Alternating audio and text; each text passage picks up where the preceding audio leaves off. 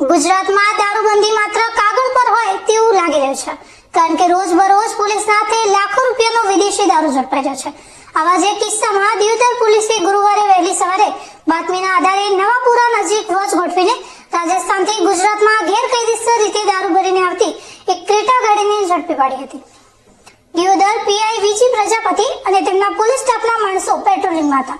તે દરમિયાન તેમને ખાનગી બાતમી મળી હતી કે લાખણી તરફથી એક સફેદ કલરની ક્રેટા ગાડી ગેરકાયદેસર વિદેશી દારૂ ભરીને શિહોરી તરફ જવાની છે।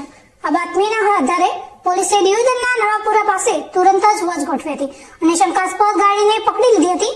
પોલીસે ગાડીમાં તપાસ કરતા અલગ અલગ બ્રાન્ડની વિદેશી દારૂની કુલ 2002 બોટલો મળી આવી હતી, જેની કિંમત ₹6,25,342 જેટલી થાય છે। પોલીસે દારૂ અને ક્રેટા ગાડી મળીને કુલ ₹18,28,342 નો મુદ્દામાલ કબજે લીધો હતો। દારૂ ઘુસાડનાર આરોપી રાજસ્થાનના જાલોર જિલ્લાના સાંચોર તાલુકાના અચલપુર ગામના અશોક નાનજી રબારીને પોલીસે ઝડપી પાડીને તેની વિરુદ્ધ કાયદેસરની કાર્યવાહી હાથ ધરી છે। દિયોદરે પોલીસે દારૂનો મોટો જથ્થો ઝડપી લેતા દારૂનું વેચાણ કરતા બુટલેગરોમાં ભારે ફફડાટ ફેલાઈ ગયો છે।